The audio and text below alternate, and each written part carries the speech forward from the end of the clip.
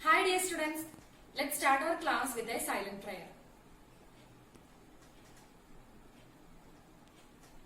Okay, in the previous class we have done so many problems, isn't it? Today in this class also we are going to see more problems, mainly generalization based on these kinds of numbers. So let's move to the first question. Let's discuss the first question. Calculate the perimeter of the triangle shown below. As you can see, triangle ABC with one side 2 meter and two angles, the base angles 30 degree and 105 degree. We have to find the perimeter of the triangle. And how will you find the perimeter? Or what all we need to find the perimeter? Yes, length of three sides. Here do you have the length of three sides? No. So how will you find? Using the given data, is it possible to find the length of the perimeter of the triangle? No. നിങ്ങൾ ആലോചിച്ച് നോക്കിയേ, ഒരു side 2 metre ഉണ്ട്, ബാക്കി ഒന്നിനെ കുറിച്ച് നമുക്ക് അറിയത്തില്ല. അങ്ങനെയാണ് നമുക്ക് കണ്ടുപിടിക്കാൻ പറ്റുമോ? ഇല്ല. അപ്പം നമുക്ക് കണ്ടുപിടിക്കാൻ നമ്മൾ ചെറിയൊരു കൺസ്ട്രക്ഷൻ വരുന്നുണ്ട് ഇവിടെ. ആ കൺസ്ട്രക്ഷൻ ഓർത്തിരിക്കണം.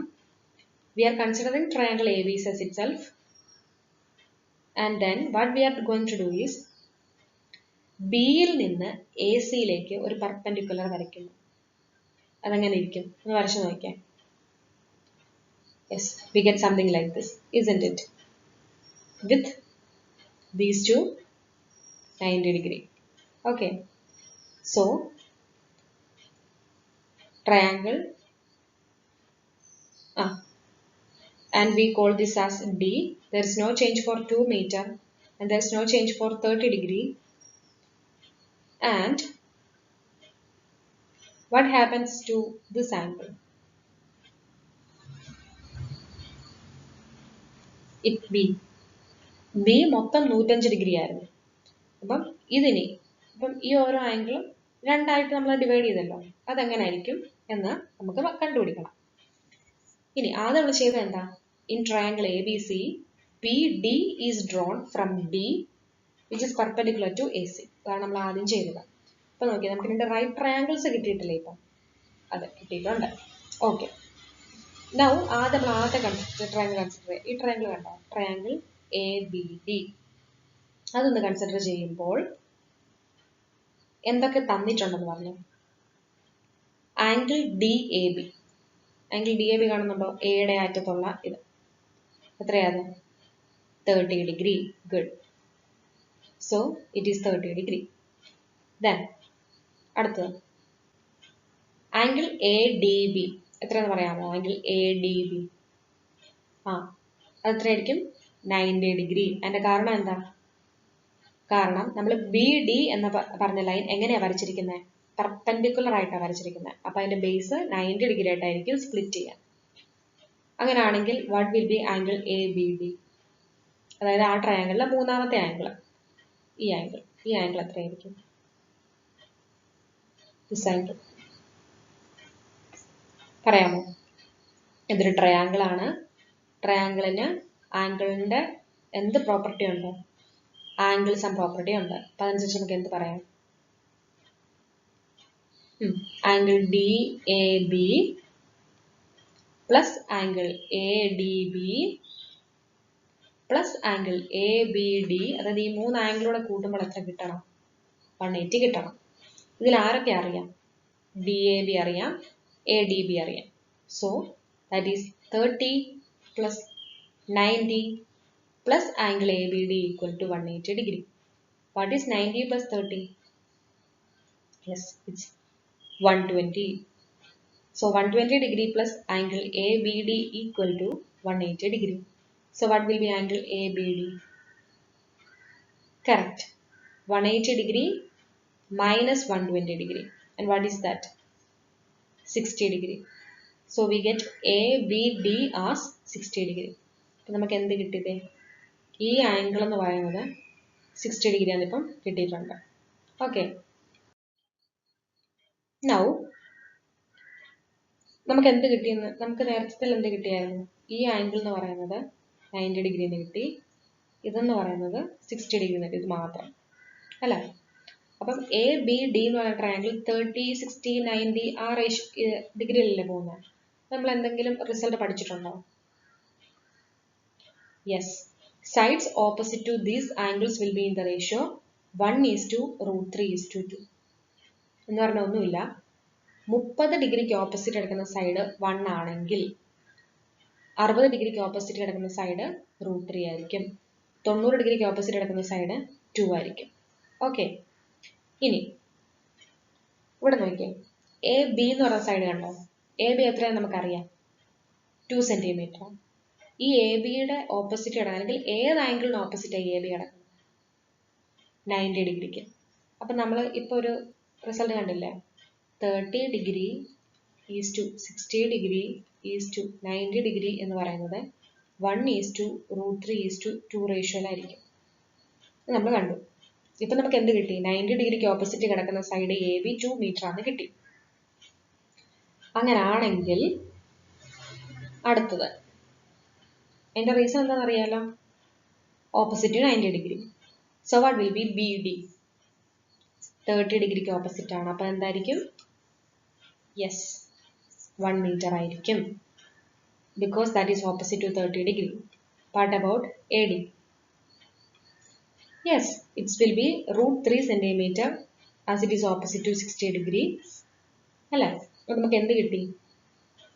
ഈ സൈഡ് എ ഡി എന്ന് പറഞ്ഞാൽ √3 കിട്ടി, ഈ സൈഡ് എന്ന് പറഞ്ഞാൽ 1 കിട്ടി അല്ലേ. ഓക്കെ, ഇനി we are considering the next triangle, that is BDC. What we all know? Angle BDC. ഈ ആംഗിൾ എത്രയാണെന്ന് പറയാമോ? Yes, this will be 90 degree because BD is perpendicular to AC. So we get that as 90 degree. What about angle B? Angle B മൊത്തം എത്രയായിരുന്നു? 105 degree ആയിരുന്നു അല്ലേ. ഈ 105 ഡിഗ്രിയിൽ നിന്ന് ഈ പോർഷൻ ആംഗിൾ, ഈ പോർഷൻ മാത്രം എത്രയാണെന്നറിയാം? ആംഗിൾ എ ബി ഡി മാത്രം എത്രയാണെന്നറിയാം? 60 ഡിഗ്രി എന്നറിയാം. അങ്ങനെയാണെങ്കിൽ മിച്ചം വന്ന, അതായത് ആംഗിൾ ഡി ബി സി, നിങ്ങൾ ആ ഫിഗർ നല്ലോണം നോക്കണം. ആംഗിൾ ഡി ബി സി എത്രയായിരിക്കും? കറക്റ്റ്, 105 നിന്ന് 60 അങ്ങ് കുറയ്ക്കുക. That is 105 degree minus 60 degree and that will be 45 degree. So നമുക്ക് എന്ത് കിട്ടി?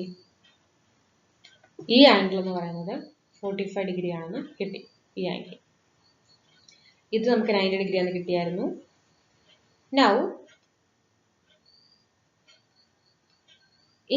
what will be angle BDC?